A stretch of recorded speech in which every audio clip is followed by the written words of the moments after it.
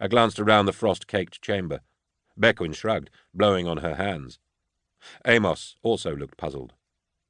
The casket has been moved again, just slightly.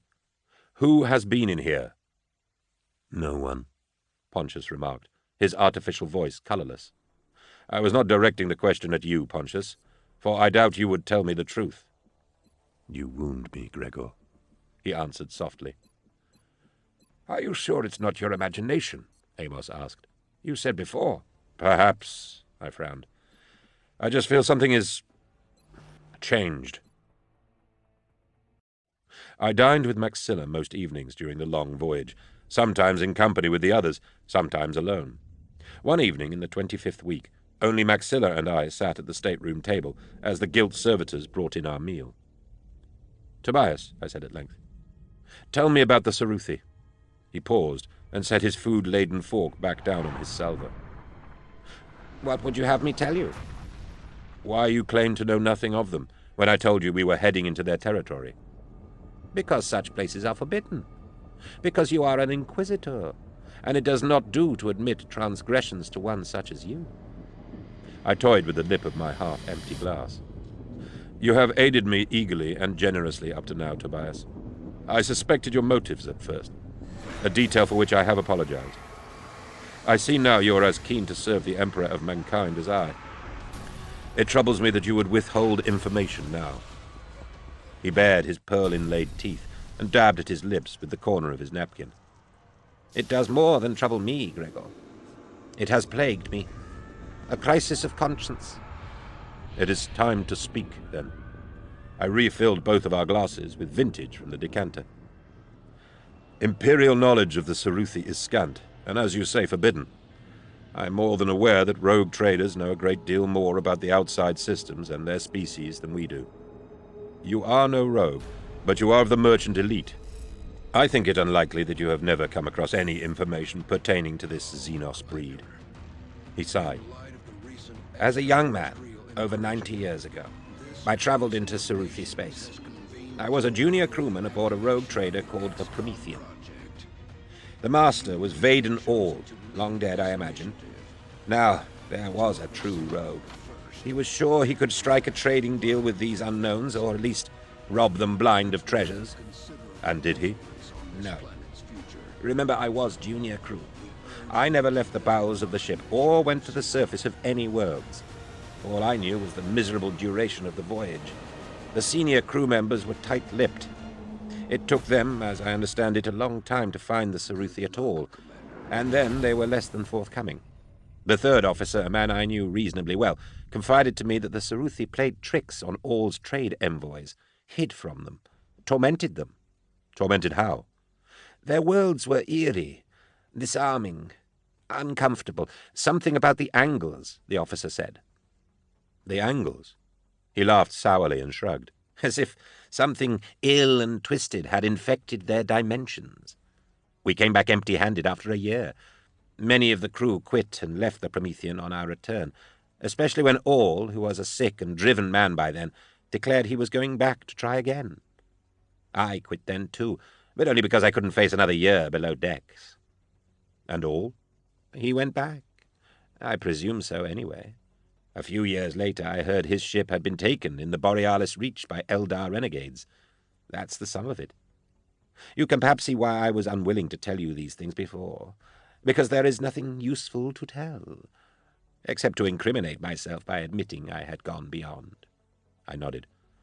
In future, do not hold information back from me. I will not. And if you remember anything else, I will tell you at once. Tobias, I paused. You say the voyage of the Promethean was long and fruitless, and the crew members were tormented by the beings they eventually encountered. Do you not have misgivings about returning there? Of course, he smiled a thin smile. But I am bound to serve you as an agent of the Emperor, and I will do so without question.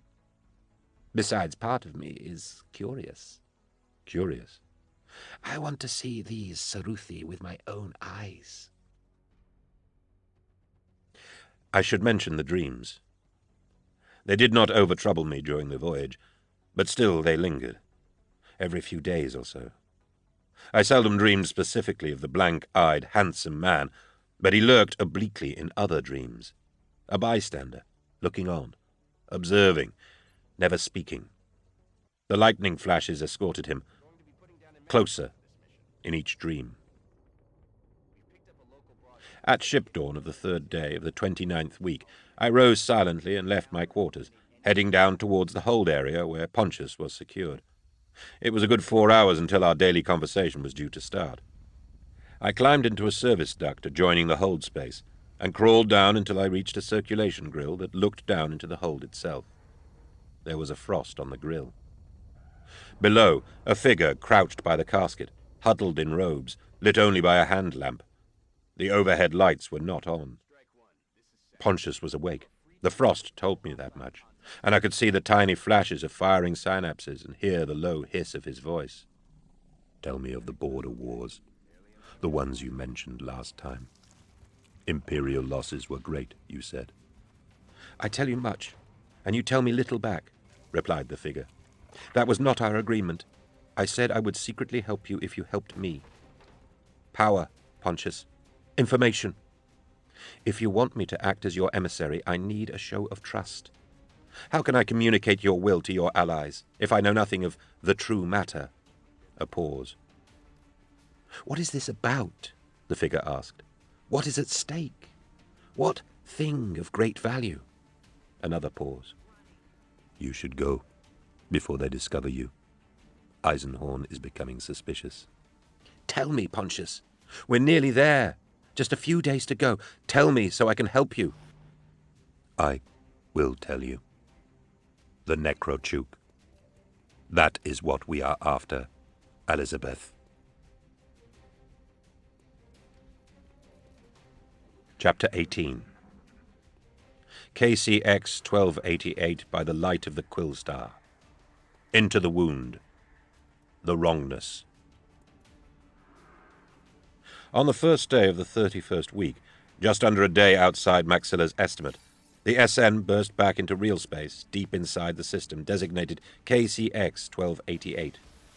Almost at once we were in danger. The local star was a vast, swollen fireball, pulsing and retching out its last few million years of life.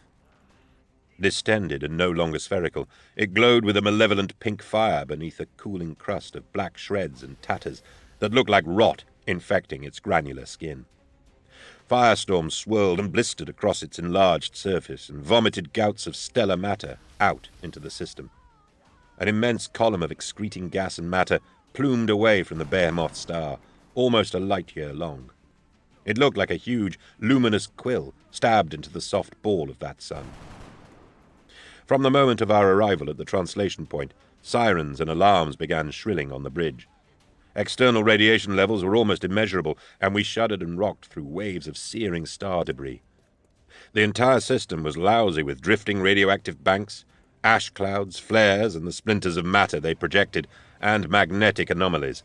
Our shields were full on, and already we were taking damage. Maxilla said nothing, but furrowed his brow in concentration as he steered the juddering ship in through the treacherous course, negotiating the gravity pools and radioactive undertows. "It's falling apart," said Amos, awed, gazing at the main projection screen and the furiously scrolling bars of data that flickered across it. "The whole damn system is in a state of collapse." "Any sign of them?" I called to Maxilla. "We must be right on their tail. They were half a day ahead of us, no more. Damn this interference. Wait." "What?" He said something I couldn't hear over the cacophony.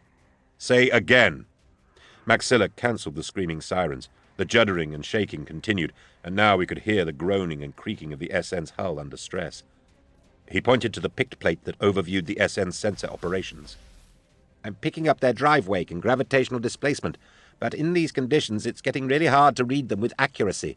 There." He tapped a gloved finger on the plate. "That's undoubtedly a drive wake. But how do you explain it?" I shook my head. I'm no mariner. "They've split," said Midas, looking over our shoulders. "The main portion has fallen back, maybe out of the system itself to a safe distance, and a smaller core group has continued on in. Maybe 5 ships, 6 at most." "That's how I read it too," Maxilla agreed. "A fleet division. I'd guess they didn't want to risk sending their biggest ships into this maelstrom." "I can see why," murmured Beckwin, gazing at the seething turmoil on the main display. "Forget about the ones that have withdrawn. Follow the lead group in," I said. "I would advise," Maxilla began. "Do it!" With the aid of his navigational servitors, he adjusted the SN's trajectory and set on after the drive wake of the smaller group, driving in system. There, look," Maxilla called out suddenly, adjusting a secondary display unit to magnify and enhance an image. It was distant, but we could see the burst-open hulk of an Imperial cruiser drifting in a halo of slowly dissipating energy. "Definitely one of Estrom's ships, holed by meteor storms. They ran into trouble the moment they pressed on." The SN shook again. "What about us?" I asked. Maxilla conferred with Betancourt. There was a particularly violent shudder, and the main lights went out for a second. "We need shelter," Maxilla told me frankly. As far as the SN's bewildered and overtaxed sensors could establish, there were 15 planets in the system, as well as millions of planetoid fragments, mostly ragged embers of wasted rock and venting energy. Our quarry's drive wake led directly to the third largest, one of the inner worlds.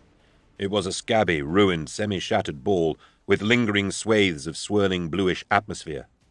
Craters covered its northern hemisphere.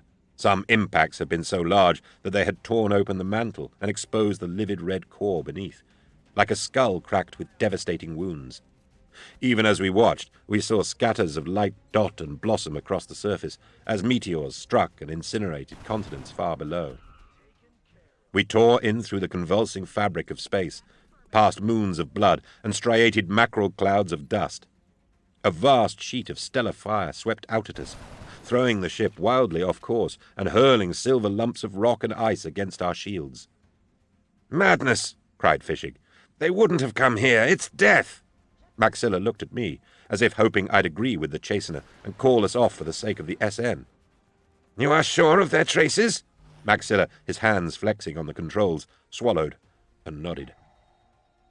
"Get us down there, into whatever shelter the planet's bulk can give us. At least let's confirm their corpses before we leave." Descent took 20 minutes, none of them smooth and none of them guaranteeing a sequel. I wanted to use the time to get Loeing or Maxilla's astropaths to check on the approach of the task force from Gudrun that had set out, on my instructions 30 weeks ago, to rendezvous with us here. But it was impossible. The stellar distortion rendered astro-telepathy blind. I cursed. We went in steeply, down towards the dark side of the wounded planet. Blooms of fire consumed crater-pocked landmasses in the darkness below, and ammoniacal storms raged in oceanic measures. Even here, with the planet between us and the convulsing sun, the ride was hard and rough. We saw, for a second as we passed, another ship ruin, another of Estrom's fleet, splintered and destroyed. A death world. A death system. "Our enemies must have made a mistake," said Amos, holding onto the edge of a console to steady himself. "The Saruthi can't be here. If they ever inhabited this system, they must have long since abandoned it." "Yet," I countered, "the heretic fleet's advance group presses on with great determination and purpose." The SN continued to descend, closer than it would normally come to a planetary body.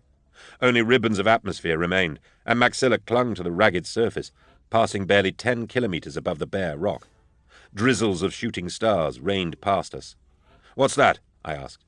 Maxilla adjusted his sensors and the resolution of the display.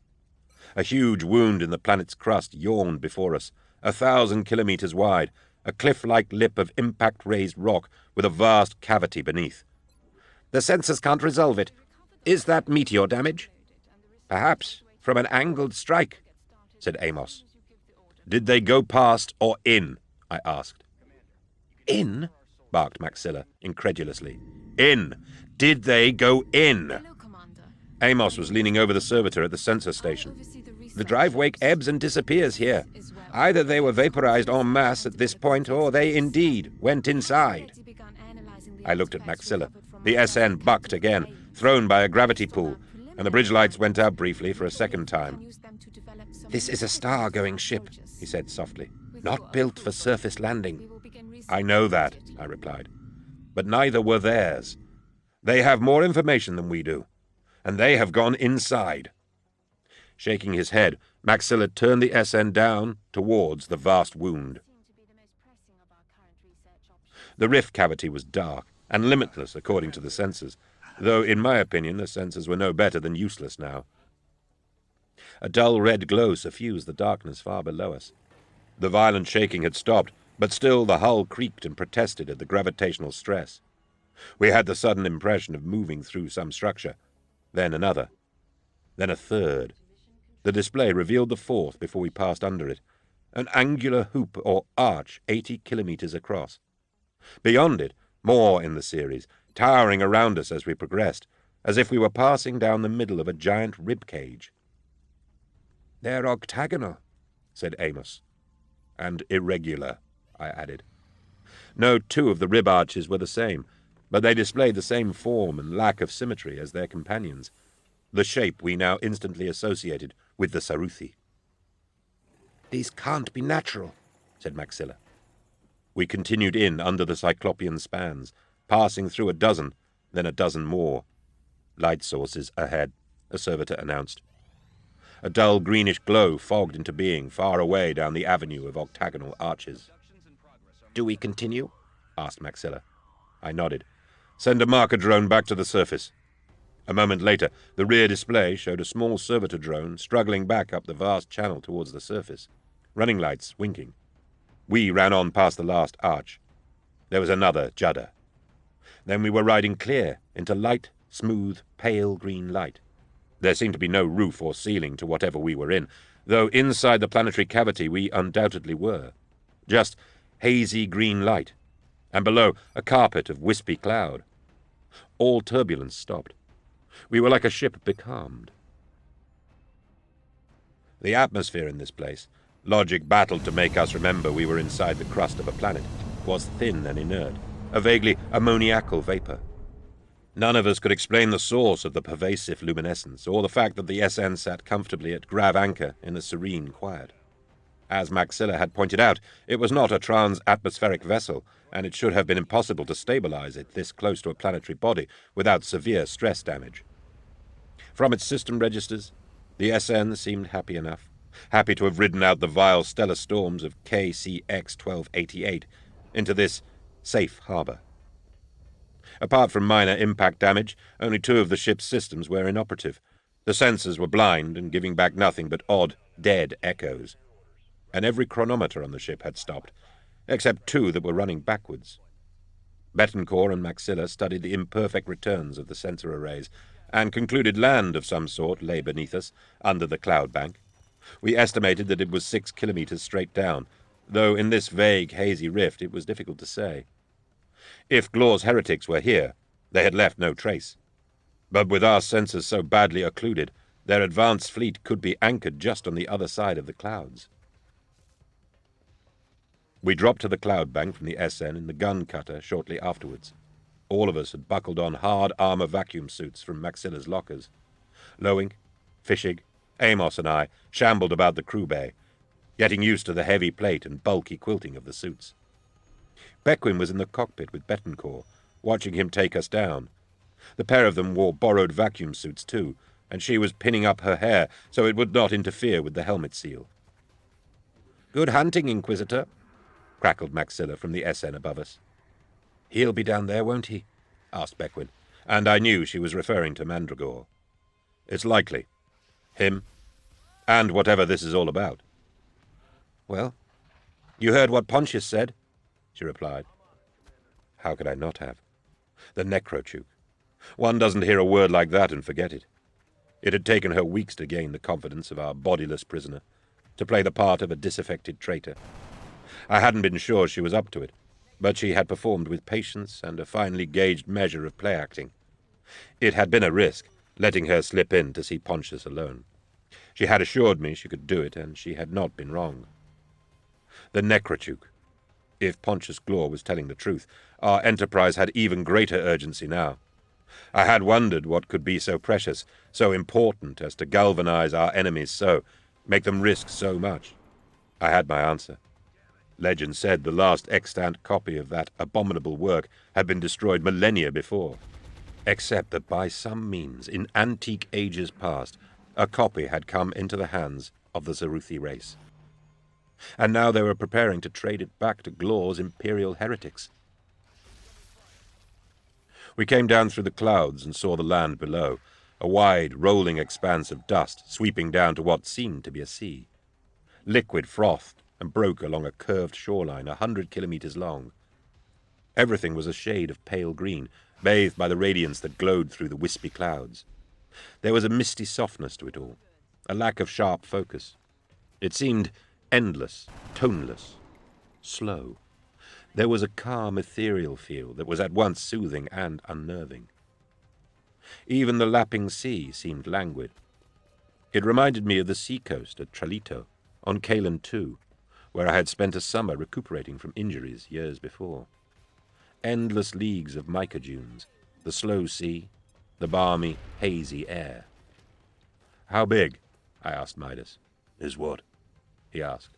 "This place." He pointed to the instruments. "Can't say. 100 kilometers? 2? 3? 1,000? You must have something." He looked round at me with a smile that had worry in it. "Systems say it's endless, which is, of course, impossible. So I think the instruments are out. I'm not trusting them anyway." "Then what are you flying by?" "My eye, or the seat of my pants, whichever you find most reassuring." We followed the slow curve of the endless bay for about 10 minutes. At last, details emerged to break up the uniform anonymity. A row of arches, octagonal, jutting from the sand a few 100 meters back from the waterline, ran parallel to the water. They were each about 50 meters broad. In everything but scale, the twins of the arches Maxilla had guided the SN through. They extended away as far as we could see in the green haze. "Set us down." We sat the gun cutter on the soft, dusty sand, 1/2 kilometer from the shore, clamped on our helmets and ventured out. The radiance was greater than I had expected. The cutter's ports had been tinted, and we slid down brown glass overvisors against the glare. I hate vacuum suits. The sense of being muffled and constrained, the ponderous movement, the sound of my own breath in my ears, the sporadic click of the intercom. The suit shut out all sounds from outside, except the crunch of my feet on the fine, dry sand. We shuffled down to the water's edge in a wide file. All of us, except Amos, carried weapons. It looked like a sea. Green water showing white at the breakers. "Liquid ammonia," Amos said, his voice a low crackle over the vox. There was something strange about it. "Do you see it?" he asked me. "What?" "The waves are moving out from the shore." I looked again. It was so obvious I had missed it. The liquid wasn't rushing in and breaking. It was sucking away from the shore and rolling back into itself. It was chilling. So simple. So wrong. My confidence withered. I wanted to strip off the claustrophobic suit and cry out. And I would have, except for the stark red warning lights and the atmosphere reader built into my suit's bulky left cuff.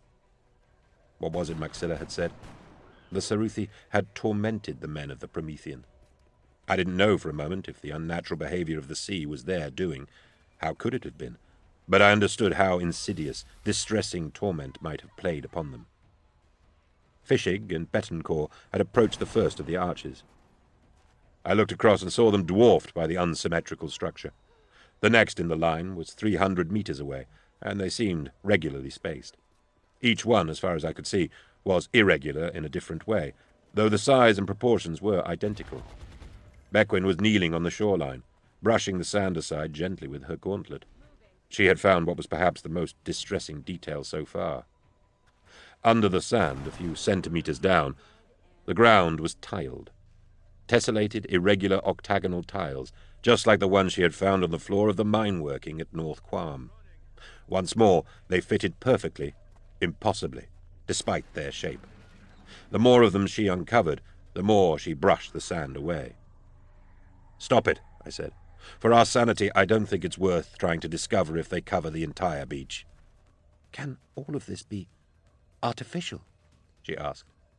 "It can't be," said Amos. "Perhaps the tiles and the arches are part of some old structure, long abandoned, that has since been flooded and covered with the dust, due to... He didn't sound at all convincing. I crossed to Fischig and Betancourt and stood with them, gazing up at the first arch. It was wrought from that odd, unknown metal we had seen on Damask. "What do we do now?" Fischig asked. "Well, I hate to state the obvious," said Amos from down the beach, "but the last row of these we found formed a deliberate pathway that led the SN in here. Should we assume this serves the same purpose?" I stepped forward, through the broad, towering shape of the first arch. "Come on," I said. We walked for what I estimated was perhaps 20 minutes. Estimated. All of our chronometers were dead.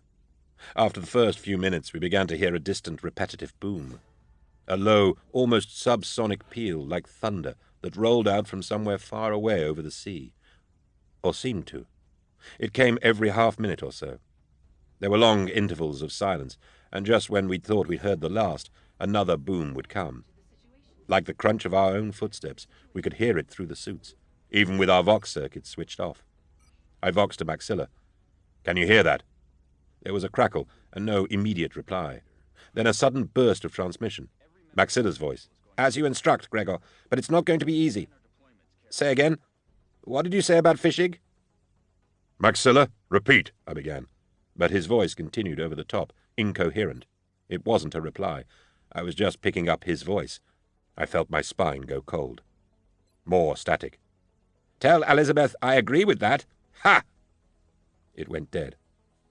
I looked back at the others. Their pale faces gazed out of the tinted brown faceplates like ghosts. "What was that?" I murmured. "An echo," Amos whispered. "Some kind of transmission anomaly, caused by the atmosphere and the—" "It's not a conversation I've ever had." Another boom of thunder rolled across the dry, softly lit shore. After my estimated 20 minutes, we passed through what was suddenly the last arch. We all stopped. Ahead of us, the land rose more steeply, into hills and low ridges. The terrain there was darker, inhospitable. The overall radiance had dulled, and the sky was a deep green, oozing into blackness over the hills. There were more in the row," Fischig exclaimed. "More arches." He was right. The octagonal colonnade had disappeared as we passed through the last arch. I stepped back through, imagining perhaps that from the other side the arches might reappear. They didn't. The booming continued. We set off towards the hills. Bursts of static hissed through our Vox units. "Transmissions," said Loink. He fiddled with his Vox channels. "I can't tune them in, but their chatter. Military, back and forth." Our quarry, perhaps. "Look," said Betancourt, pointing behind us. Beyond the shore and the retreating line of arches, 3 ominous dark shapes hung under the clouds, out over the sea. 2 Imperial frigates and an old, non-standard merchantman, floating at grab anchor. "How did we not see them when we passed? I don't know, Midas. I'm not sure of anything anymore." When I turned back to the rest of the group, I saw Amos unclasping his helmet. "Amos!" "Calm yourself," he said, uncovering his wizened old head. With the wide locking collar of the suit around him, he looked like a tortoise, pushing its gnarled head from its shell. He raised his left arm and showed me the atmosphere reader. The lights were green. "Human perfect atmosphere," he said. "A little cold and sterile, but human perfect." We all unclasped our helmets and pulled them off. The chilly air bit my face, but it was good to be free of the suits. There was no scent to the air, none at all. Not salt or ammonia or dust. We helped each other fasten our helmets to our shoulder packs. The booming was duller and more distant now. It didn't have our hollow helmets to resonate through. We could hear each other's footsteps, each other's breathing, the suck and lap of the ocean. I could suddenly smell Beckwin's perfume. It was reassuring. I led the group on, and we climbed slowly into the rising land. Now free of the helmet, I understood our ponderous progress was a result of more than our heavy suits. It was somehow difficult to gauge distance and depth. We stumbled every now and then. The whole place was profoundly wrong. We came upon them very suddenly. The sudden resumption of the Vox traffic was our only warning. Our speakers burst into life simultaneously. "Run! Move up! Segment 2! Where are you? Where are you? Cover to the left! That's an order! Cover to the left! They're behind me! They're behind me, and I ca—" A fierce hiss of static. Ahead, coming down the ridges and slopes of the dark rise, we saw soldiers, Imperial Guard, wearing red and gold combat armor. Gudronite riflemen. "Cover!" I ordered, and we dropped down into the shelter of the rising dunes, readying weapons. There were 60 or more of them, hurrying down the upper slopes towards us in a wide straggle, running. There was no order to it. They were fleeing. An officer in their midst was waving his arms and shouting, but they were ignoring him. Many had lost helmets or rifles. A second later, their pursuers came over the rise and fell upon them from behind. 3 black armored speeders in the livery of Navy security, and a following line of 30 troopers in their distinctive black armor, ordered, disciplined, marching in a spaced line, firing their hell guns into the backs of the fleeing conscripts. The land speeders swept in low, drizzling the slopes with cannon fire. The shots threw up plumes of dust and the mangled bodies of men. A second later, and all 3 land speeders passed over us at what seemed like head height, overshooting across the Ammonia Sea and banking round to follow in on another pass.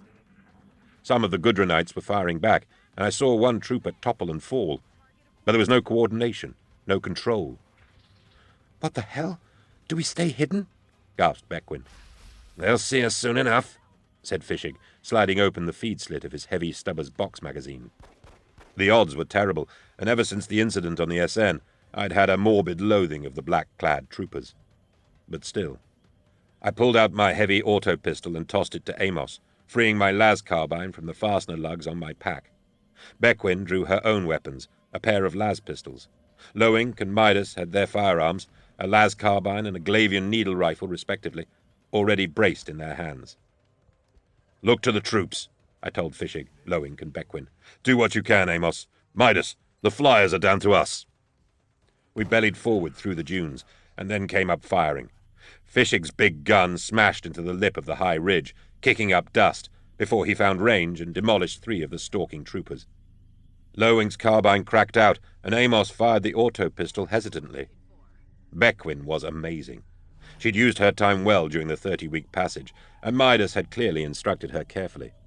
A las pistol in each hand, she whooped out a battle cry of sorts and placed careful shots that dropped 2 more of the troopers. The troopers balked in their ruthless advance, realizing the situation had suddenly changed. The scattering Gudronites also wavered, and some of them, the officer included, turned and began to confront the killers. I had been counting on this. We couldn't take them alone. I had trusted that our sudden intervention might galvanize the guardsmen. Still, many ran.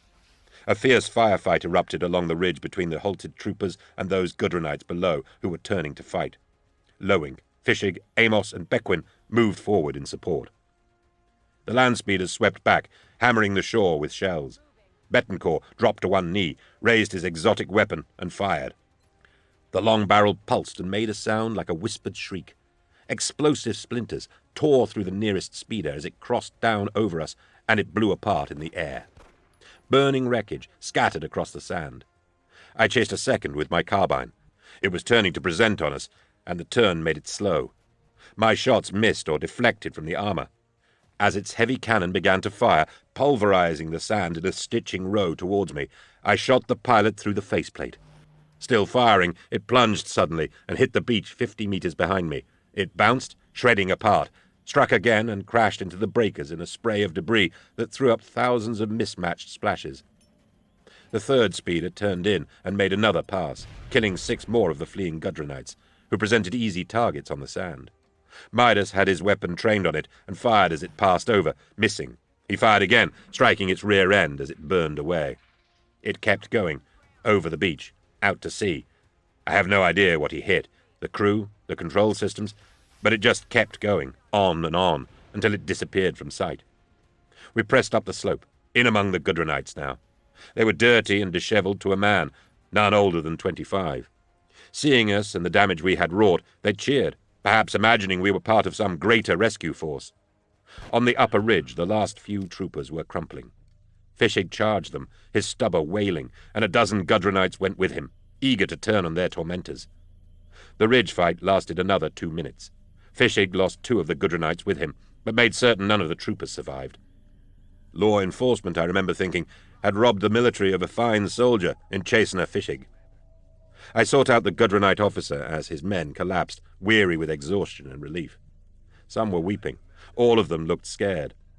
Smoke from the battle drifted down the ridge in the windless air. The officer, a sergeant, was no older than his men. He had attempted to grow a beard, but his facial hair wasn't really up to it. He saluted me even before I had shown him my badge of office. Then he fell on his knees. "Get up." He did. "Inquisitor Eisenhorn. And you are?" "Sergeant Emil Jerus, 2nd Battalion, 50th Gudrunite Rifles. Sir, is the fleet here?" I held up my hand to quieten him down.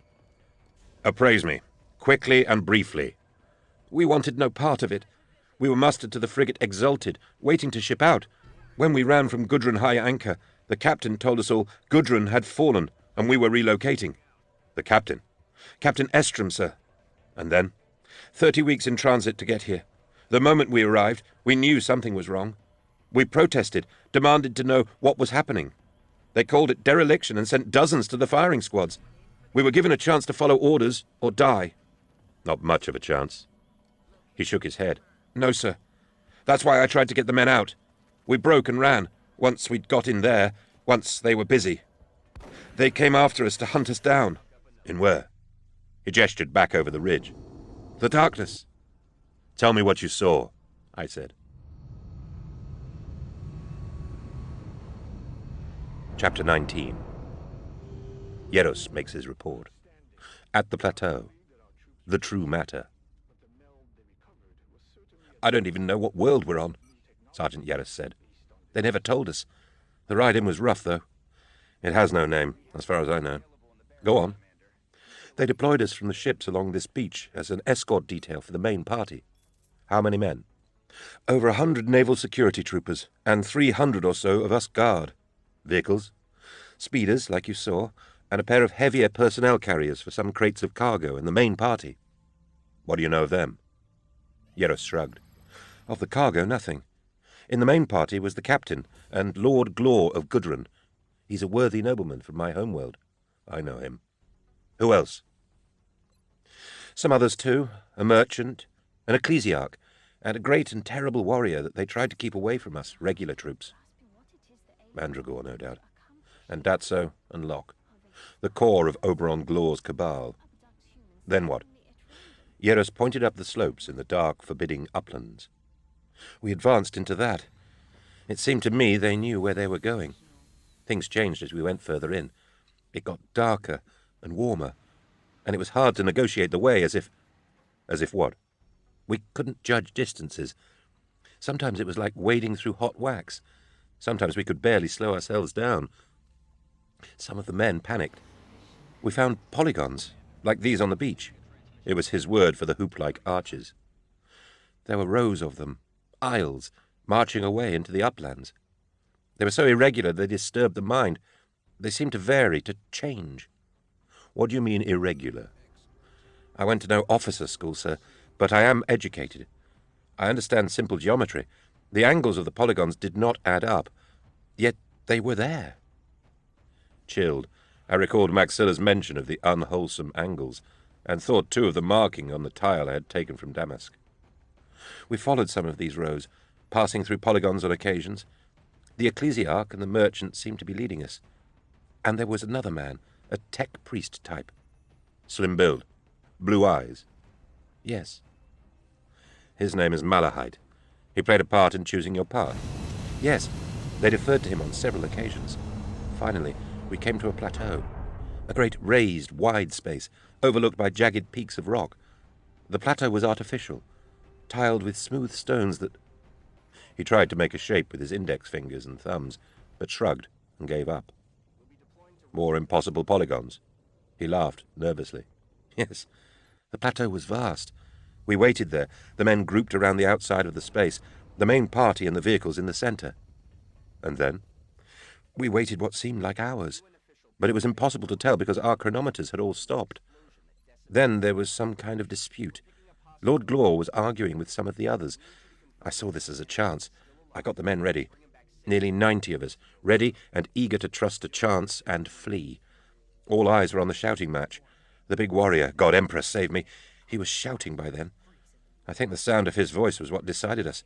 We slipped away in 2s and 3s from the back of the ranks, down the sides of the plateau, and ran back the way we'd come." "And they discovered your escape?" Eventually, and came hunting for us.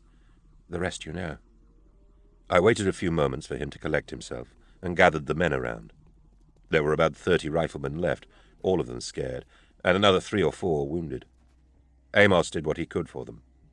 I rose and addressed them all. In defying your officers and leaders, you have served the Emperor.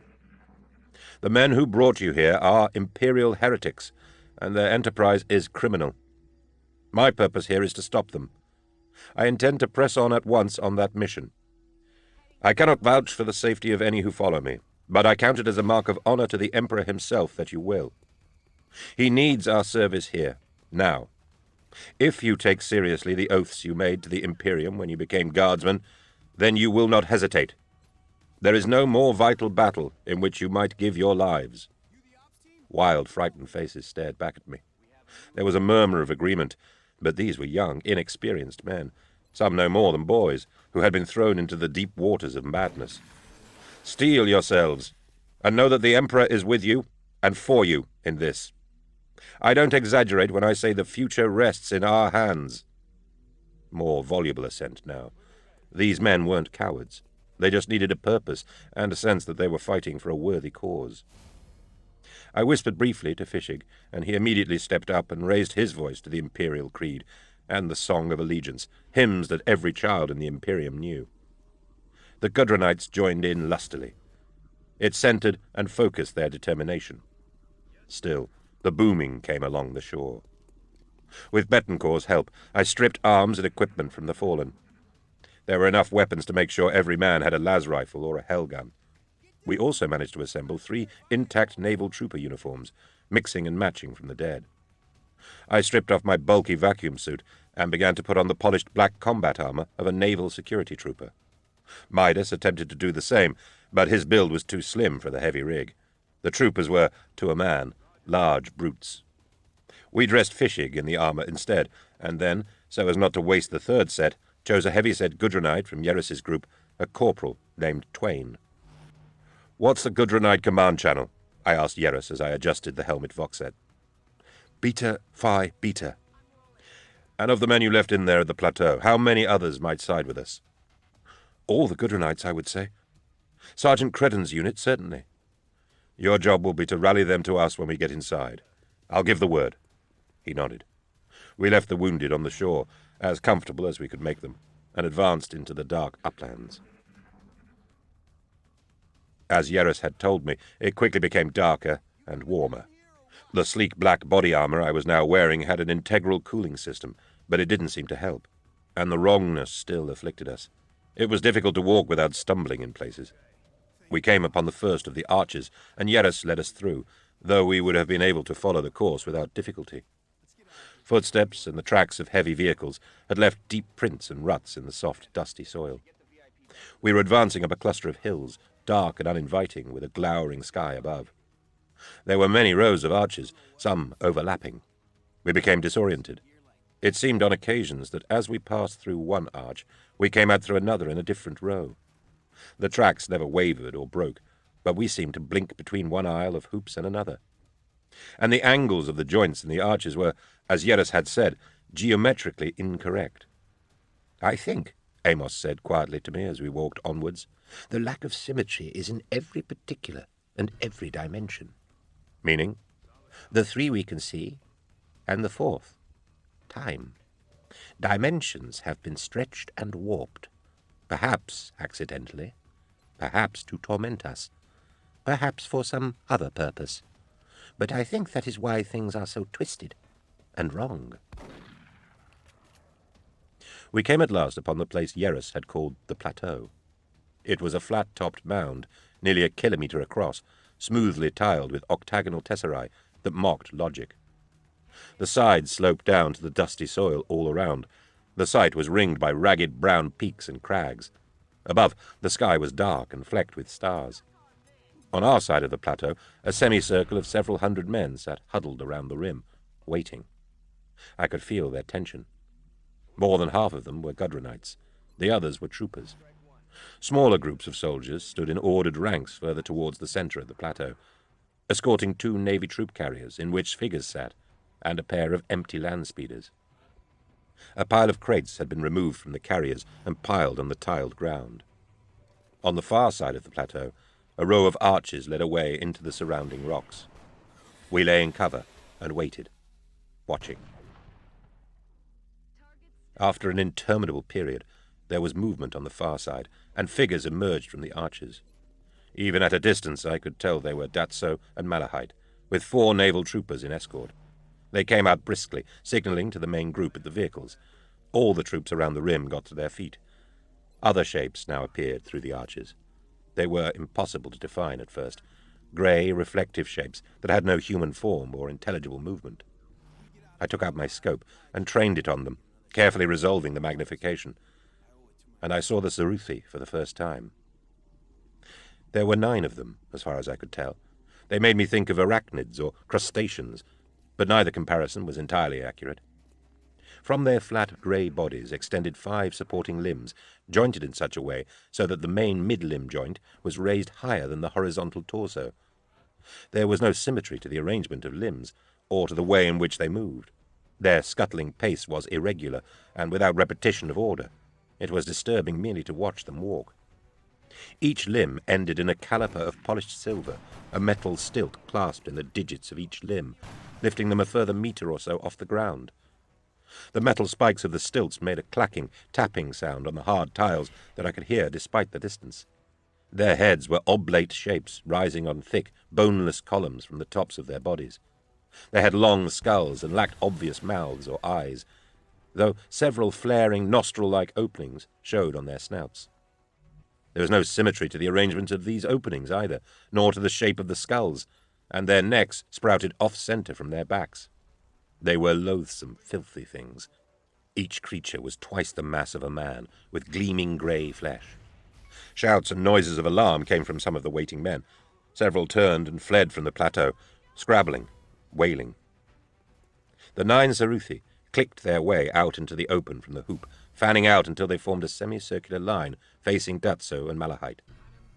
I saw Oberon Glor, Gorgone Lock, Estrom, and the monstrous form of Mandragore descend from the vehicles to join their comrades. I confess that I was by then as afraid as those with me. I have seen horror, and horror itself does not terrify me. Nor indeed was there anything horrific about these beings.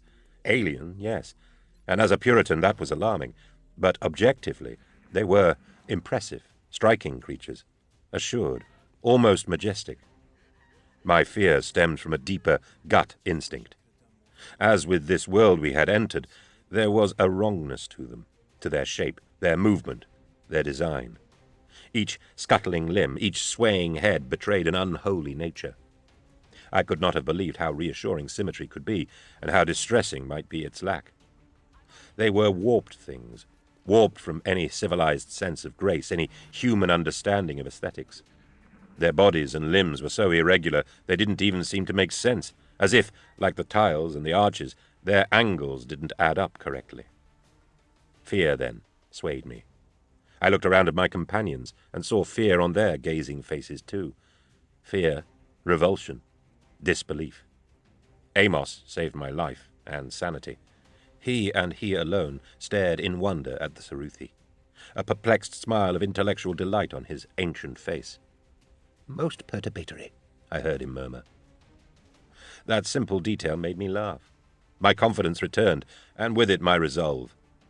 I waved Fishig and the soldier Twain over to me, and then made certain that Bequin, Midas, and Yerus were sufficiently in control of their faculties to be left in charge. Yerus and Twain needed some fierce cajoling. Bequin was already prepared, her weapons drawn. The sight of Mandragore had fired her will. "Wait for my signal," I told Midas. To Fishig I said, "Keep an eye on our friend here," meaning Twain. The 3 of us crept down from cover and approached the edge of the plateau. The men were all on their feet, murmuring, alarmed, looking at the meeting taking place at the center of the platform. Naval security officers scolded the Gudrunites and kept them in line, but I could tell they were uneasy too. We came up the slope and melted into the watching crowd. Gudrunites got out of our way, 3 more naval oppressors with blank visors and low-strapped hell guns. We came almost to the front of the crowd. A trooper near me growled, "I didn't sign up for this," as he stared at the Ceruthi 200 meters away. "Pull yourself together. I snapped to him, and he looked at me sharply. "It isn't right," he murmured. "We'll see, won't we?" I said, patting my Hellgun. "If Estrom and these others have led us into a nightmare, they'll see how Scarus Fleet's troopers account for themselves." He nodded and readied his own weapon. Twain, Fishig, and I moved forward again. No one paid us any heed. Indeed, many troopers were moving forward to flank the vehicles now. I looked again at the meeting. Oberon Glor, his long robes spilling down from upraised arms, was greeting the Saruthi with words I couldn't hear. It went on a while. Finally, he half-turned and gestured towards the waiting crates. His voice reached me. "And in good faith, we have brought the properties as agreed." Locke moved back from the group. "Attend me," he ordered to the naval troopers around him. I moved forward at once, and so did Fishig. In a second we were part of a team of more than a dozen troopers, carrying the first of the crates forward. I was right next to Locke, my black-gloved hands clutching the carrying handle next to his brawny fists. We set the crates down in front of the Saruthi and withdrew a few paces. Locke remained and opened a crate lid as one of the Saruthi clattered forward. I saw them now, close to. It was no better. Their grey skin was covered with whirled pores, and the nostrils on their snouts flared and clenched. I could see that each of their limbs ended in what looked abominably like a human hand, grey-skinned, gripping the crossbar of each silver stilt. The Saruthi that had moved forward set two of his stilts down on the tiles and reached into the open crate with flickering fingers. It searched by touch for a moment, and then withdrew its hands empty. Its eyeless skull swayed slightly on its neck. Then it raised those free hands high, clasped together, as a man might raise his hands over his head in victory. The long, rubber-jointed fingers of each hand, and I cannot say for sure how many digits each hand had, or even if they each had the same number, twisted and clenched around each other, and formed a shape, a visage, a human face. Eyes, a nose, a wide mouth, perfect, impossible, chilling. The raised effigy of a face seemed to study us. Then the mouth moved. "Your bond you have with truth made, being man." There was a hush of alarm in the crowd at my back. The voice was dull and tuneless, without inflection, but the finger-mouth puppeted the speech with awful precision. "Then we may trade," Glor stammered. The hands parted, and the face vanished. The creature took up its stilts again and scuttled backwards. Its kin also moved back, away from the arch. More creatures emerged, more Saruthi, identical to those who had already appeared, flanking other things. There seemed to be 4 of them, with body structures similar to the aliens, but they were bloated and misshapen. Their ruggose flesh was white and sickly, and blotched with marks that seemed like disease. Instead of stilts, their limbs were fitted with heavy metal hooves, linked all around by wires that acted like shackles. These pallid, wretched things, slaves of the Saruthi, I had no doubt, moaned as they moved, filling the air with a sickly whining. The waiting Saruthi jabbed at them with the points of their stilts as they clattered past onto the plateau. Between them, on their backs, the 4 slave things carried a trapezoidal casket of black metal, covered with irregularly spaced wart-like protuberances. They came to a halt and sank down onto their bellies. Datso and Malahite moved forward, approaching the casket-bearers. A stilted Saruthi scuttled around beside them, reached a long limb over to extend his silver caliper, and pressed the point against one of the protuberances. The casket opened on invisible hinges, like the petals of a malformed flower. I think I had expected light to radiate out, or some other show of power. There was none. Malahite stepped forward between the kneeling limbs of the slave things and reached out, but Datso pushed him back with a curse and a slap of psychic power that sent him sprawling.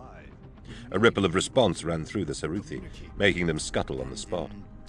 Now Datso reached into the casket. He took out a tiny oblong, no bigger than a bolt gun's magazine, and held it in trembling hands, gazing at it. A book. Ancient parchment encased in a sleeve of black Saruthi metal, closed with a clasp. "Well, Ecclesiarch," Glor growled, "we need confirmation." Datso unclasped the cover and turned the first antique page. "The true matter is ours," he stammered, and fell to his knees. The Necrochuk.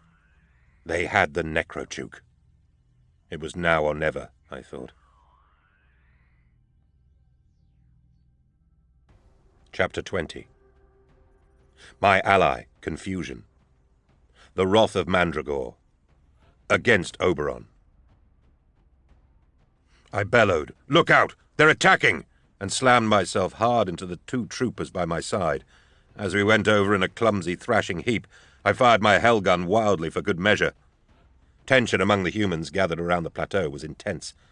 The Saruthi, I firmly believe, had deliberately used their devices and environment to foment that tension, perhaps intending to weaken and cow the humans they found themselves dealing with. If so, they had done too good a job. Gudrunites and troopers alike were at snapping point, their minds and spirits rattled by their location and by what they had seen. A warning voice and a few shots was all it took to spill the tension over. All around me, men yelled out and weapons crackled. Assuming an attack on their high-born leaders, the troopers, still firmly loyal to Glor and Estrom, surged forward, firing on the Saruthi with their assault guns. Others wavered in confusion and lashed out at those around them. The Gudrunites around the rim of the plateau turned their guns on their oppressors, or fired at the vehicles. From the rim of the plateau, Midas and Bequin led our rearguard in a charge, weapons blazing. In a second, the air was full of shouts and screams, gunfire and skittering lasbolts. Total confusion reigned. I could hear Yarusso, the guard Vox channel, rallying his comrades, calling for them to turn on the Navy personnel. The Naval Security Combat Channel was riven with orders and countermands, squeals of rage and bellowed curses. I heard Oberon Glor screaming for order and the baying howl of Mandragore behind it all. "Fishig, Twain, sow confusion, make for the target." Disguised, like me, the pair moved forward. The mayhem was too dense and frenzied for there to be any sense of opposing sides. Guards fought naval troopers, or even each other, and indiscriminate fire whipped in all directions. I shot down a trooper who ran past me, and another nearby who turned in dismay. Past them I saw the tall, spare form of the rogue Captain Estrom, gazing at me through the smoke wash with incredulity. His eyes bulged more than ever. "What the hell are you doing, trooper?" he managed to bark, his pronounced Adam's apple bobbing furiously. "Performing the ministry of the Sacred Inquisition," I told him, and shot him through the head. The Saruthi had been thrown into a state of great agitation. I have no way of knowing what emotions they were experiencing, if they experienced any at all, but they reacted as if horrified by the turn of events, distressed and appalled. Hell gunfire from troopers who were convinced that the aliens were the aggressors blasted into 2 of them. One burst open and collapsed on the tiles in a spreading pool of grey ichor and gristle. The other lost a limb and began to drag itself towards the arches with its remaining stilts. Over the tumult of gunfire and human voices, the Saruthi began to wail. Whether it was a threat, a warning, a call of distress, or an order to retreat, I could not tell. They scuttled maniacally, their alien shriek shaking the air. 2 clattered forward suddenly, towards the bewildered trooper escort. Electric blue discharges fizzled around the Saruthi's swaying heads, and then spat raking beams of ice-bright energy at their attackers.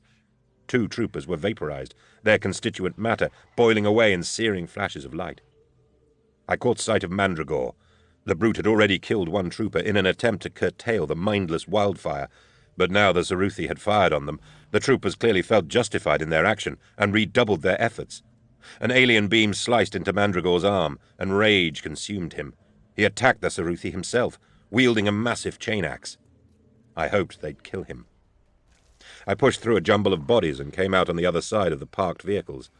Ahead, I saw Datso, still kneeling by the ghastly white slave beasts as if in a trance. The unholy prize was clenched in his hands.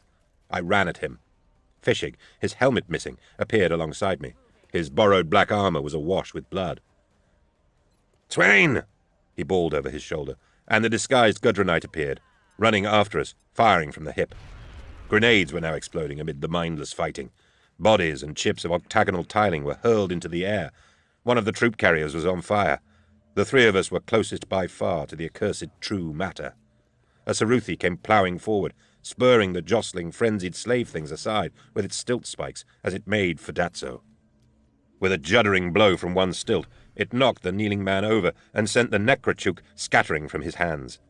Malahite, on his hands and knees by the slave things, let out a cry and dived after it.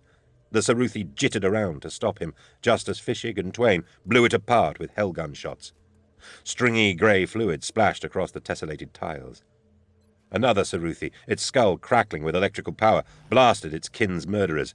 Twain convulsed and exploded in a drizzle of matter. By his side, Fishig was thrown over by the blinding detonation, his armor ripped open. There was no time to help him. Clutching the book, Malahite was running away across the plateau, away from the straggled, brutal warfare.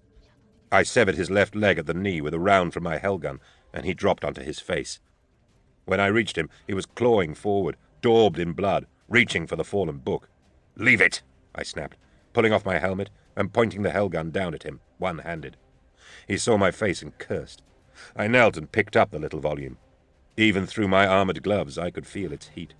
For a second, a long, hypnotized second, it was all I knew. I understood why Datso had remained kneeling there for so long after he first grasped it. The content of the book, that ancient lore, was alive somehow, fidgeting, rustling, calling to me. Calling me by name. It knew me. It beckoned to me, telling me to open it and experience its wonders. I didn't even think to resist. What it was showing me was so wondrous, so sublime, so beautiful. The stars themselves, and behind the stars the mechanisms of reality, the intricate and oh so perfect workings of a transcendent natural force we misguidedly and dismissively called chaos. I undid the wire-like clasps that kept the book shut. Abruptly, a rough, foul psychic force burst into my mind, breaking the spell. I began to turn to look away from the opening book. That half-turn was just enough to stop me dying. I was felled by a monumental blow to the shoulder. As I dropped, the book spun helplessly from my yearning hand. The tiles underneath me were awash with blood. My blood. I rolled over as the next blow came. The screaming teeth of the chain axe missed me by a hair's breadth and shattered the bloody tiles. Mandragore. Bastard child of the Emperor. I scrambled backwards in blind panic. The stinking Chaos Warrior was right on me, his lurid armor flecked with human blood and alien ichor. My dazed half-turn at the last moment had spoiled his first blow, but still the backplate of my naval trooper combat armor was shredded. The left shoulder guard was completely ripped away. The glancing shoulder wound was savage and deep. Blood gouted through torn flesh and armor, cascading down my left arm. Writhing backwards, I found my hands slipping on the blood-washed octagons. I lashed out with my mind. It was no match for his fearsome psychic capacity, but it was enough to put him off his swing. The shrieking chain blade of the axe soared through the air over my ducking head. My fallen hellgun was out of reach, and I doubted it would have made a dent in the monster anyway. His baying face, its suited-on skin stretching around the gaping jaws of his skull, was all I could see. My left arm was numb and useless. I threw myself to my feet, pulling my sword from my webbing. The device is a fine weapon, of the old kind. It has no material blade like other cruder models I have seen. It is a hilt, 20 centimeters long, inlaid and wound with silver thread, enclosing a fusion cell that generates a meter-long blade of coherent light. The Provost of Inks himself blessed it for me, charging it to protect our brother Eisenhorn, always from the spawn of damnation. I prayed now that he hadn't been wasting his breath. I ignited the blade and fended away the next axe swing. Sparks and metal shrapnel flew from the clash, and the beast's huge strength nearly struck it from my hand. I jumped back a pace or two from the next whistling blow. My head was swimming. Was it the loss of blood or the after-effects of that seductive book? Mandragore was incandescent with fury now. I was proving to be annoyingly difficult to slay for a mere mortal. I had a dread feeling it wouldn't last. He rushed me again, towering over me, and I managed to deflect the force of the chain axe. But immediately he brought the butt of the weapon's long haft around and struck me in the chest, sending me flying. I actually left the ground and cleared several meters. I landed hard on my injured shoulder. The pain rendered me insensible for a second. That was all he needed. He crossed the blood-flecked tiles to me in 2 strides, the axe rising in the air as his growl rose in pitch. With a flailing motion, I kicked the necrotuke towards him. It struck the toe of one great boot. "Don't forget what you came for, abomination!" I rasped out. Mandragore Carrion, son of Fulgrim, worthy of Slanesh, champion of the Emperor's children, killer of the living, defiler of the dead, keeper of secrets. Paused. With a hacking laugh, his soulless eyes never leaving me, he stooped for the book. "You counsel well, Inquisitor, for A." His fingers were around the necrochuk, the metal-shod digits dwarfing it. His voice trailed away. Triumph faded from his hideous face. Rage drained away. Bloodlust dimmed. His mask of skin hung slack from its sutures. The light in his blood-rimmed eyes dulled. The necrochuk sang through every fibre and shred of corrupted being, stealing from him all sense of the outside world. I stood, unsteadily, flexed my grip on the power sword, and sheared his head from his shoulders. Before it had even struck the ground, the spinning skull combusted and blazed white-hot, dripping liquid flame onto the tiles. The fireball bounced and rolled, rocked over, and consumed itself in a ferocious, dirty fire that swiftly left nothing behind but blackened shards of skull in a smouldering scorch mark. The body remained standing, burning from within the torso, shooting long tongues of sickly green flame up out of the neck cavity. A column of filthy black smoke rose into the still air. The gaudy robes and cloak quickly caught, and thick flames enfolded the headless metal ruin. At the last moment, I struck off Mandragore's fist with the sword's bright blade, and the necrochuk it clutched fell clear of the flames. I felt as though it was pleading with me to take it up again, to immerse myself again in the wonders it contained. Such wonders. I bent down, torn by duty. The thing should be destroyed, but it held such secrets. Could not the Inquisition and the Imperium as a whole benefit from the infinite truths it contained?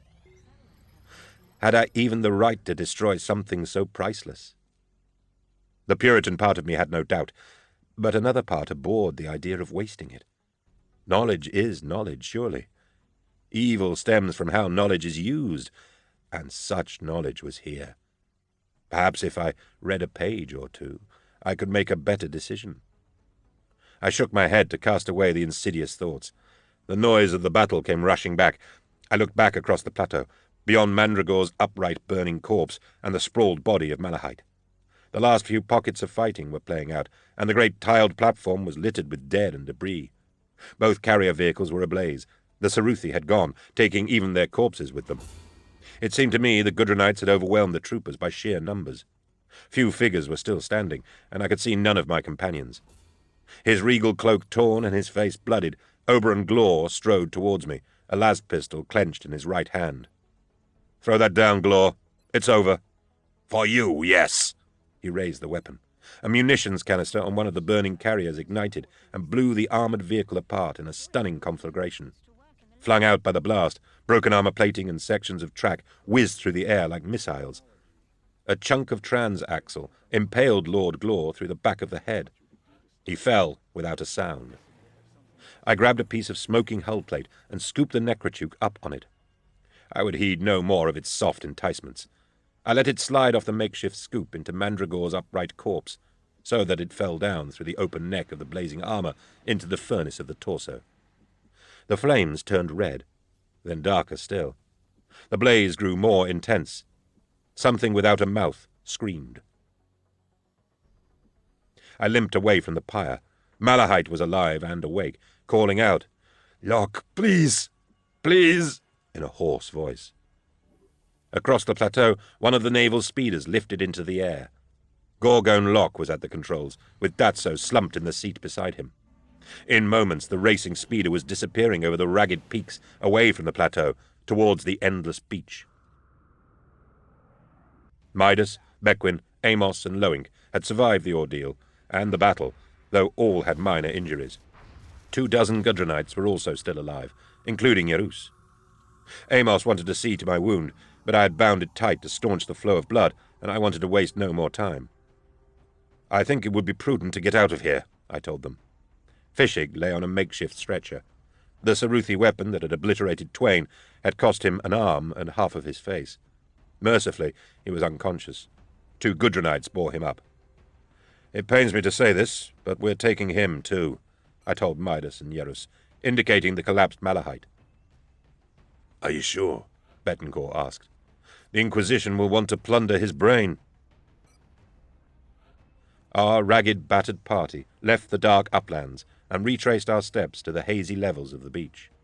The booming had increased in volume and frequency, and the sky was growing dark. "It is as if," said Amos ominously, This place is coming to an end. We don't want to be here when that happens, I said. From the beach, we could see the 2 Imperial frigates, and the merchantman had departed. A wind, thick with an afterburn of ammonia, was picking up. Their vacuum suits, more or less intact, Midas and Loink went ahead to recover the gun cutter.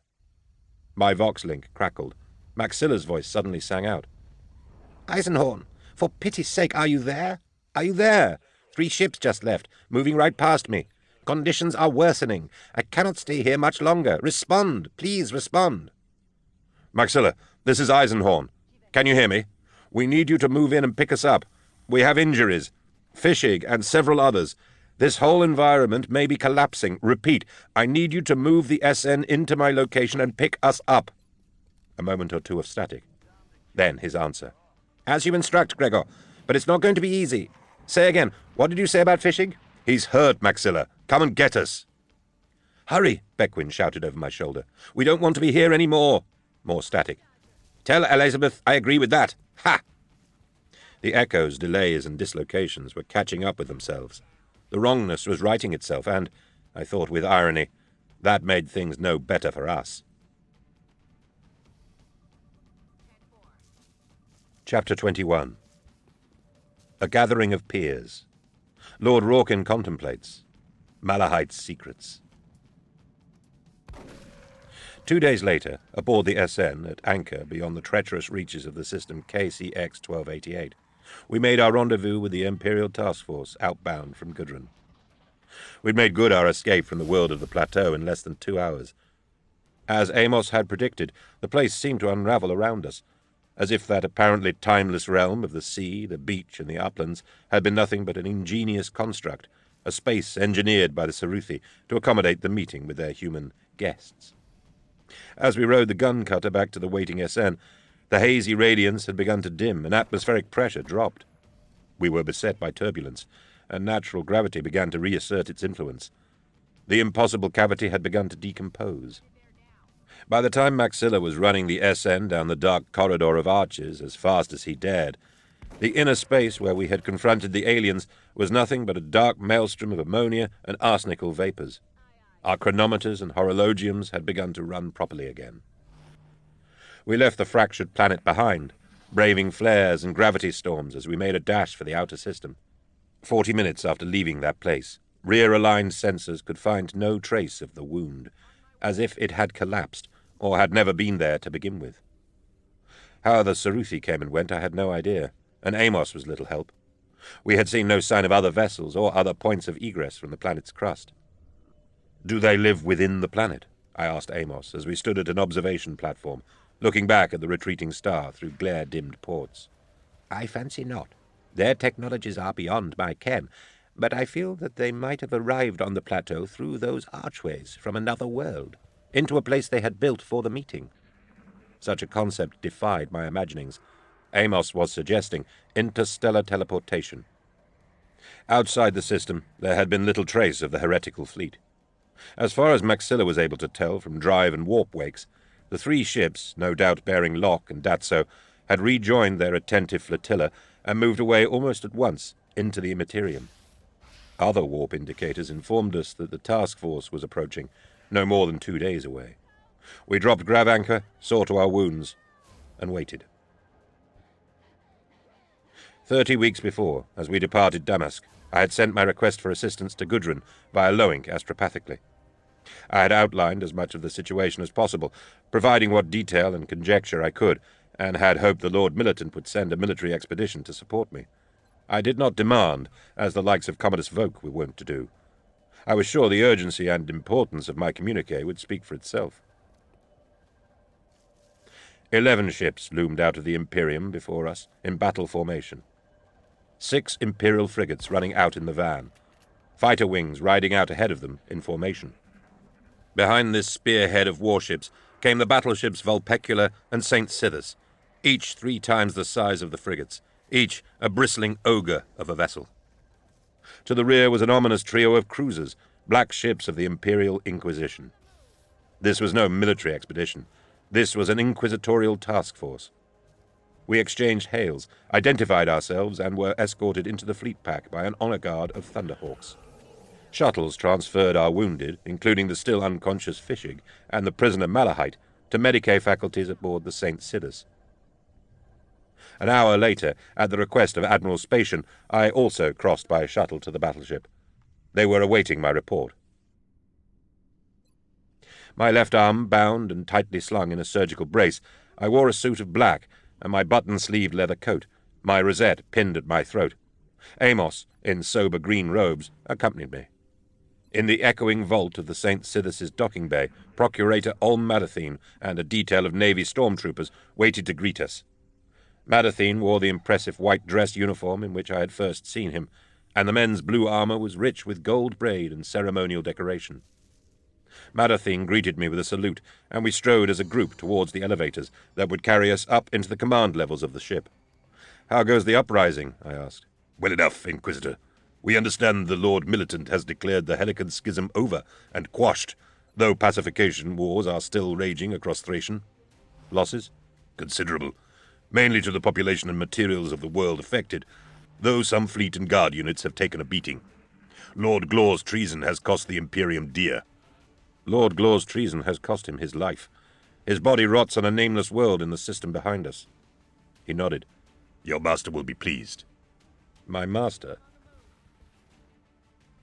Lord Inquisitor Phlebas Alessandro Rawkin sat in a marble throne at the far end of a chapel-like audience hall, 2 decks beneath the main bridge of the St. Sidus.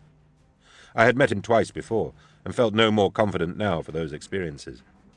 He wore simple robes of crimson over black clothing and gloves, and no other decoration except for a gold signet ring of office on one knuckle. The austere simplicity of his garb seemed to accentuate his authority. His noble skull was shaved except for a forked goatee. His eyes, deep-set and wise, glittered with intelligence. Around him was his entourage. 10 inquisitorial novices of interrogator rank or below upheld banners, sacred flamer weapons, caskets of scrolls and slates, gleaming tools of torture on red satin cushions, or open hymnals. Flanking them were 4 bodyguards in red cloaks with double-handed broadswords held stiffly upright before their faces. Their armor was ornate, and the full visors had been fashioned and painted into the likenesses of 4 apostolic saints: Olios, Yerido, Manizer, and Cadbon. The masks were flat-eyed and expressionless, and almost naive, lifted exactly from representations on illuminated manuscripts of old. A huddle of dark-robed savants waited nearby, and a dozen cherub servitors in the form of podgy 3-year-olds with golden locks and the spiteful faces of gargoyles circled around, scolding and mocking on grav-assisted golden wings. "Approach, Eisenhorn," Lord Rawkin said, his soft voice carrying down the chamber effortlessly. "Approach all." At his words, other figures emerged from anterooms along the sides of the hall and took their seats to either hand. One was Admiral Spatian, an ancient skeletal giant in white dress uniform, attended by several of his senior staff. The others were inquisitors. Titus Endor, in his maroon coat, unescorted save for a hunched female savant. He cast me an encouraging nod as I passed by. Commodus Voke, wizened and shuffling, helped onto his seat by a tall man in black.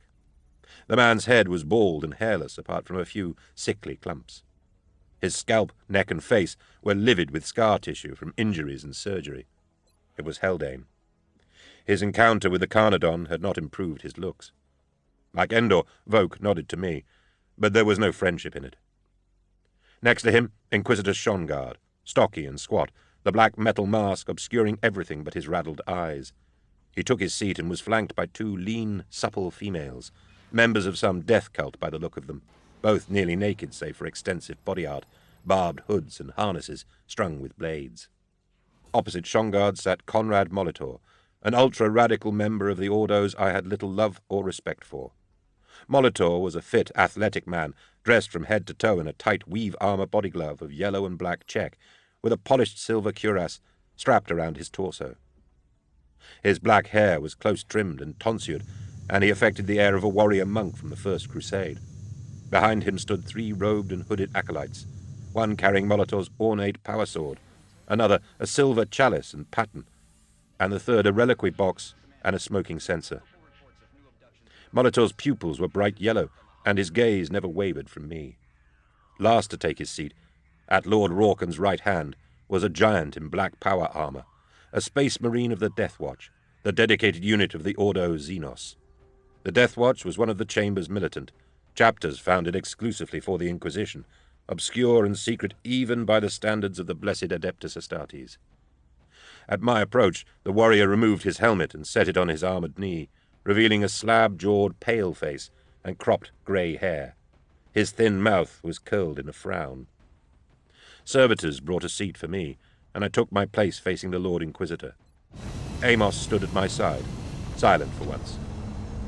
We have read your preliminary report, Brother Eisenhorn. Quite a tale it is, of great moment. Lord Rawkin savoured the last word. You pursued Glor's heretic fleet to this Emperor-forsaken outer world, certain that they planned to trade with a Xenos breed. That trade, you stated, was for an item whose very nature would threaten the safety and sanctity of our society. I reported correctly, Lord Brother. We have known you always to be earnest and truthful, brother. We did not doubt your words. After all, are we not here in unusual force? He gestured around, and there was some laughter, most of it forced, most of it from Voke and Molitor. And what was this item? The aliens possessed a single copy of a profane and forbidden work we know as the Necrochuk. The reaction was immediate. Voices rose all around, in surprise, alarm, or disbelief. I heard Voke, Molitor, and Shongard all calling out questions and scorn. The assembled retainers, novices, and acolytes around us whispered or gabbled furiously. The cherubs wailed and fluttered into hiding behind Lord Rawkin's throne. Rawkin himself studied me dubiously. I saw that even the grim space marine looked questioningly at the Inquisitor. Lord Rawkin raised his hand, and the hubbub died away. Is that confirmed, Brother Eisenhorn? Lord, it is. I saw it with my own eyes and felt its evil. It was the Necrochuk. As far as I have learned, the Xenos breed, known as the Saruthi, came upon a lost copy thousands of years ago, and through recently established lines of communication with the Glor Cabal, agreed to exchange it for certain artifacts of their own culture. Preposterous, spat Commodus Folk. The Necrochuk is a myth, and a wretched one at that. These twisted alien filth have fabricated this as a lure for the gullible heretics. I looked over at Voke and repeated, I saw it with my own eyes and felt its evil. It was the Necrochuk. Admiral Spatian looked up at Lord Rawkin.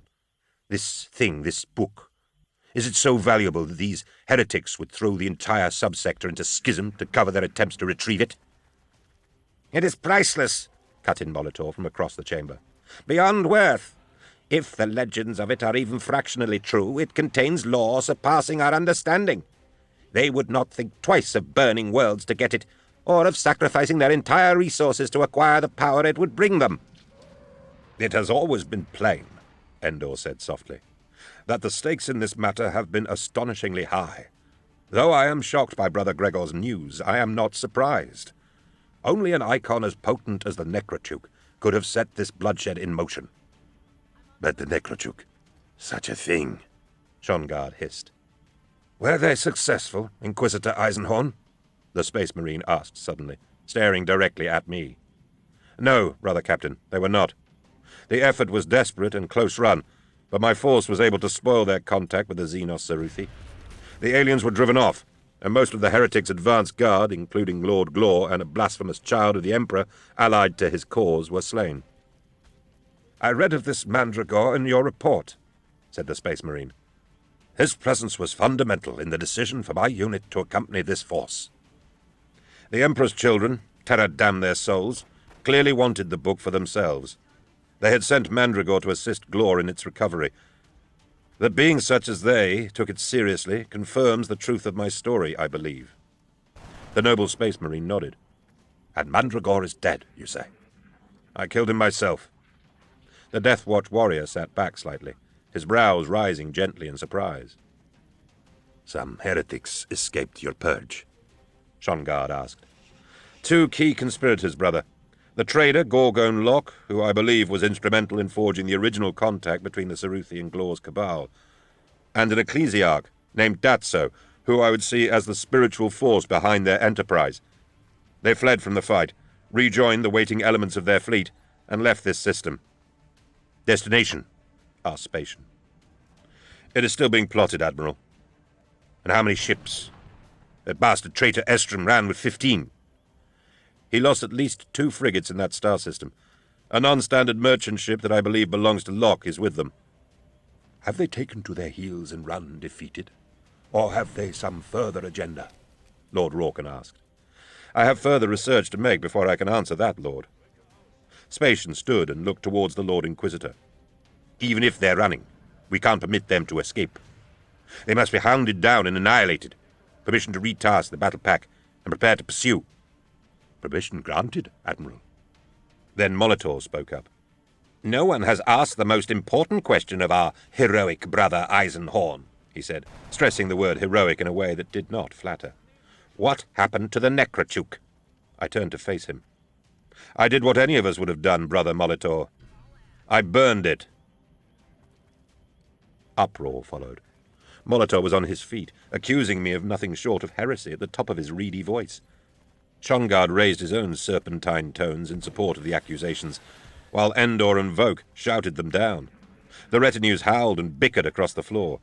Both the Death Watch captain and I remained seated and silent. Lord Rawkin rose. Enough! He turned to the glowering Molitor. State your objection, Brother Molitor. Quickly and simply. Molitor nodded and licked his lips, his yellow eyes darting around the room. Eisenhorn must suffer our sternest censure for this act of vandalism. The Necrochuk may be a foul and prescribed work, but we are the Inquisition, Lord. By what right did he simply destroy it? Such a thing should have been sequestered and brought before our most learned savants for study. To obliterate it out of hand robs us of knowledge, of wisdom, of secrets unimaginable. The contents of the Necrochuk might have given us insight into the arch-enemy of mankind, incalculable insight. How might it have strengthened us and armed us for the ceaseless fight? Eisenhorn has disgraced the very heart of our sacred Inquisition. Brother Shongard. My lord, I agree. It was a desperate and rash action by Eisenhorn. Carefully handled, the Necrochuk would have provided us with all measure of advantageous knowledge.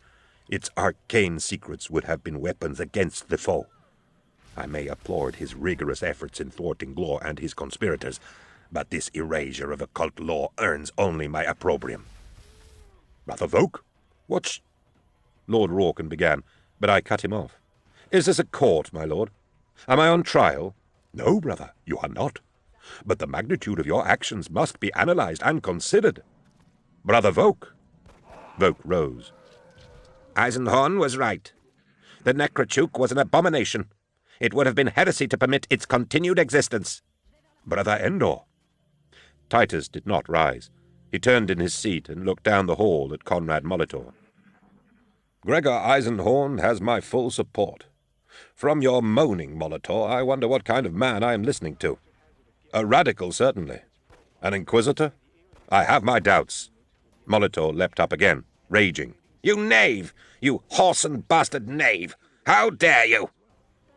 Very easily, replied Endor, leaning back and folding his arms. And you, Shongard, you are no better. Shame on you. What secrets did you both think we could learn, except perhaps how to pollute our minds and boil away our sanity? The Necrochuk has been forbidden since before our foundation. We need not know what's in it to accept that prohibition. All we need is the precious knowledge that it should be destroyed, unread, on sight.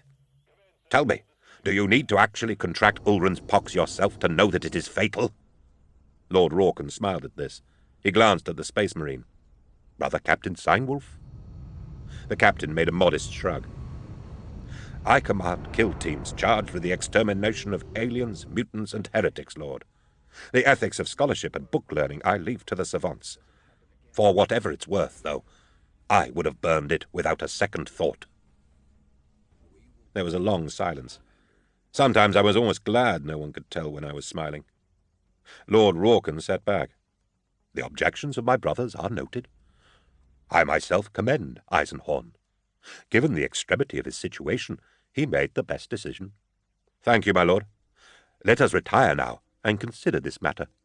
I want to hear proposals for our next course of action in 4 hours.